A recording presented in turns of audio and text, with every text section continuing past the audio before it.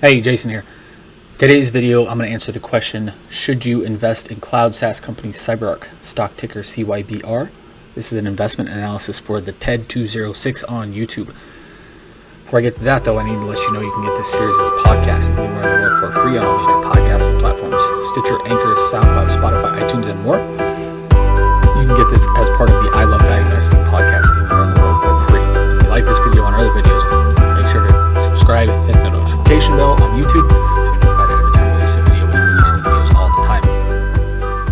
Okay, if you've seen any of my other videos, I apologize for this. I don't want to do this. I have to do this because every time I don't, I get nasty comments.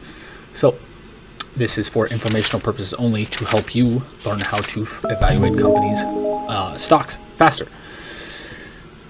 I do not short sell ever. So any stock I talk about negatively, I do not make money off of. I do not own any stock in a long position in any stock I talk positively about. Because these are viewer requested videos, I oftentimes don't know anything about the company before I do these videos, and I purposely keep it that way so I am not biased by the company's story. Because of that, I don't care what the company's story is. I don't care what the CEO says the company's going to do. I don't care what they're planning to do in the future. At this stage of my analysis, the company has to have numbers, and I base my analysis off the company's numbers, metrics, ratios, stuff like that only at this stage. I don't care about growth until far later in the analysis. At this stage, I require margin of safety over everything. Margin of safety comes in the form of good profitability metrics, low valuations, low cash level, or high cash level, low debt, all that kind of stuff.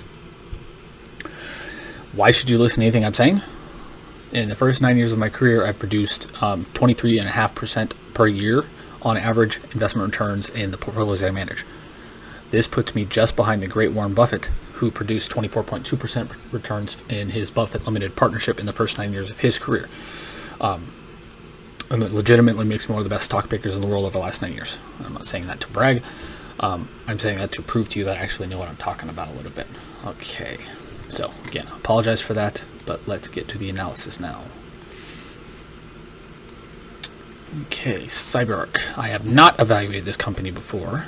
This is from the TED206, again on YouTube, who requested this. Ooh, first thing I notice here, consensus for PE is 263.2 rounded up. I don't care about PE hardly, really at all, but when I do, I look for anything under 20, so this is one sign the company might be massively overvalued. Okay. CyberArk Software Limited provides information technology security solutions to protect data, infrastructure, and assets across the enterprise. The company's software solutions focus on protecting privileged accounts, credentials, and secrets. Its products and services include Enterprise Password Vault, Privileged Session Manager, Privileged Threat Analytics, CyberArk Privileged Cloud. The company provides a solution on audit and compliance, security and risk management, industry solutions. Geographically, it generates maximum revenue from the United States and also has a presence in the United Kingdom, Europe, and Middle East, Africa, and other countries. Okay, we've talked about a couple SaaS companies now, so I'm not going to go over that in big depth, but this company has a couple things going for it. SaaS companies are run on what's called monthly recurring revenue. Think about any software subscription you have, ClickFunnels. Struggling to come up with a software solution right now because I don't use that many anymore. ClickFunnels, yeah, I'm struggling. Let's go ClickFunnels. You pay $97 a month or $297 a month for, or your subscribers pay that amount per month. This is important because it means you can reasonably expect, of course, with churnage or turnover and people leaving the service, how much money you're going to make next month, and frankly, for the next couple months. This gives you the ability to plan out further. It also gives you the ability to grow rapidly once you get past a certain point. Because of that, these companies typically have huge valuations right now too. Another thing that CyberArk has going for it is the security stuff. So the more online we all are, the more we're going to need security stuff. Typically that means stuff like blockchain. This does not mention blockchain, but blockchain and this kind of security stuff in the cloud, ones that are powered by blockchain or that are not powered by blockchain, are going to be more and more important over time, because again, everything online, the deal with hackers and all that good business, which by good is not good, of course. Okay, $5.4 billion market cap. Nothing else of major note here. Oop, and all my tabs went away. Why did that happen? Okay, so apologize for this, but tabs are coming up. Okay, and this is what I'm talking about with rapid revenue growth. They've grown revenues from 36 million in 2011 to 470 million in the trailing 12-month period. It's more than a 10x increase in revenue in the last decade, which is phenomenal. This is frankly the power of SaaS companies. Once it's, I wouldn't say it's harder than any other business, but it's relatively difficult to start any business. But once you get past a certain point with a SaaS company, you get referrals, you get more marketing budget, you get all that stuff, and it makes it easier to grow revenue once you get past a certain point. Okay, their operating margins are fantastic. They were fantastic actually until 2020. So I look for anything about 10% on a consistent basis, and they average between 2011 and 2019 probably about 12 to 15%. Last year it was 1.3%. This year so far, or in the last 12 months, it's negative 2.5%. I would want to know what is going on with that, because thinking about it logically, cybersecurity, that shouldn't have been negatively affected to a huge degree by COVID. Why? Because everybody was using the internet even more because they were working from home, so you would want even more security. So that is confusing to me logically, that their operating profit margin has cratered. The only thing I can think of, and we'll see that in a little bit, is maybe they spent even more money on marketing last year and so far this year, which has driven their margins lower, and they're not seeing as big of a return. It also could mean there's more competition. Maybe they had an issue last year with CyberArk. Maybe some of their stuff got hacked. That could be an issue as well, which is why their profits are lower. Could be a number of these things, but we'll find out more as we go through this. But that is interesting to note, and frankly, again, logically doesn't make sense. They have issued shares, not a ton though. In the last decade, they've increased share count from 30 million in 2011 to 39 million in the trailing 12-month period. Not a huge deal in this case, because it's not a gigantic amount of dilution like some of the videos we've seen, but it is still share dilution. Okay, book value per share has skyrocketed from $4.83 per share in 2014 to $17.93 in the trailing 12-month period. That is a great sign that the underlying intrinsic value of the company is going up. We need to watch a couple things for this though. If they issued a ton of debt, if they bought companies and have a bunch of goodwill, those are not good ways to grow book value, but we'll see that again as we continue going along. Okay. So their costs have gone up. Their cost of goods sold has gone up from just under 15% of their sales in 2011 to just over 18% in the trailing 12-month period. Selling, general, and administrative has gone up. Those costs have gone up from 52.3% in 2011 to 62.1% in the trailing 12-month period, and their R&D spending has also gone up as a percentage of sales, from 17.3% to 22.1%. So this is why their margins have cratered. Their costs are going up, and they're not earning as high of a return, at least immediately, on their spending, which means their profit margins crater. Again, I would want to know specifically what is going on here.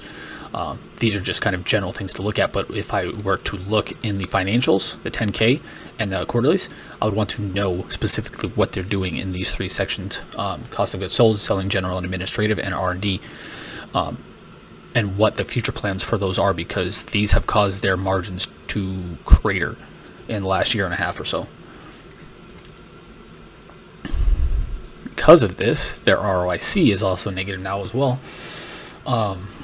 It was fantastic. I look for anything above 10% on a consistent basis. It was between 4 and 13% over the last decade before 2020.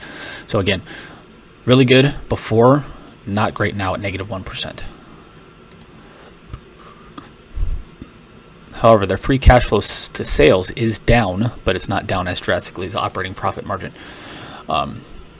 In the last decade, or I look for anything above 5% on a consistent basis. This is at 20.9% in the last 12 months, so it's fantastic still.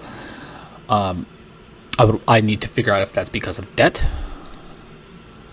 but over the last decade, this was 25 to 35% range, which is again fantastic.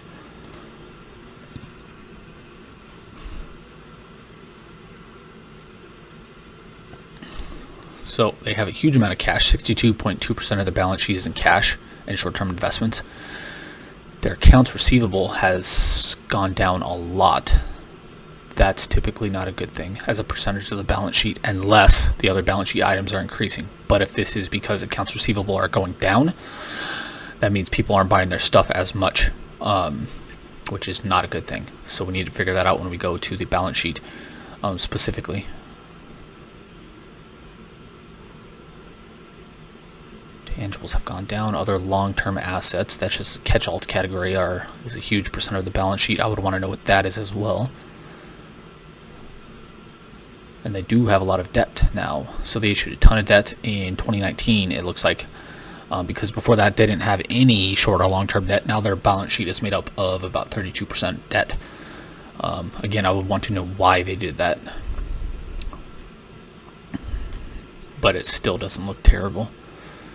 They don't have a cash conversion cycle because it's a software company. You need hard assets for the cash conversion cycle to work.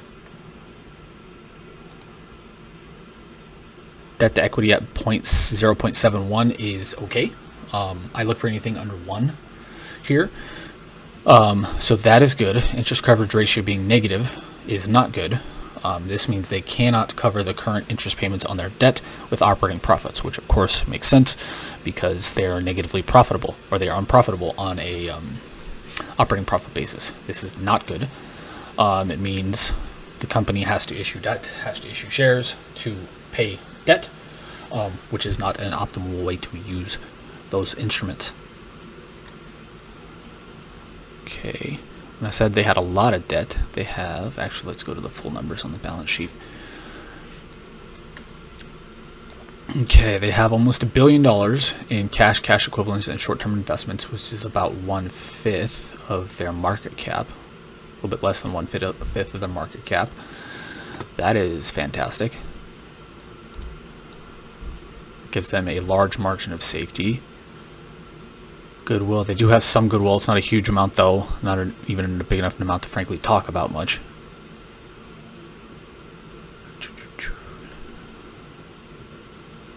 Assets are really clean, mostly cash.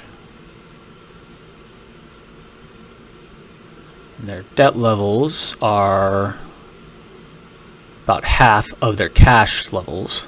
So they have about $510 million in debt and capital leases. So that means they have more cash than the debt. That increases the margin of safety, which is a fantastic thing. Other than that, their balance sheet is very clean. What about their cash flow statement?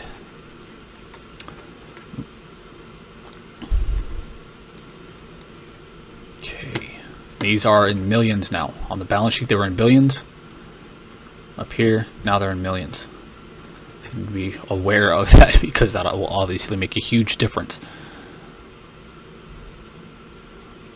Okay, they are paying out a huge amount of stock-based compensation, $74.8 million, which frankly is not a surprise for most tech companies. Most tech companies pay out a lot of stock-based compensation. It's not necessarily a good thing, but not necessarily a bad thing either. Change in deferred assets liabilities. Oops, we forgot to talk about accounts receivable up here. That reminded me. Okay, so Trade and other receivables, and they have gone down. Let's go to the annual numbers.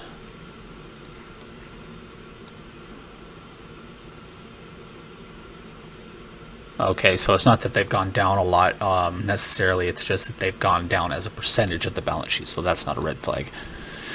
The reason I was saying it would be a red flag if accounts receivable were falling and the balance sheet kind of stayed at a level playing field, or at a level pace, is because that means people aren't buying their stuff as much. So that is obviously a big problem, but that is not the case here.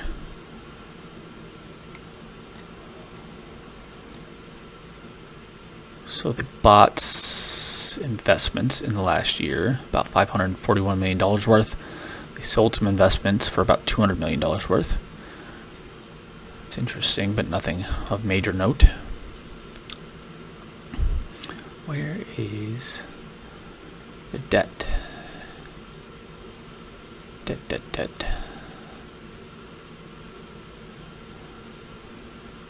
I don't see it on here. There you go. Proceeds from issuance of common stock. I don't have any of that.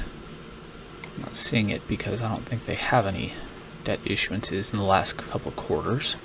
But I do know they have some before that.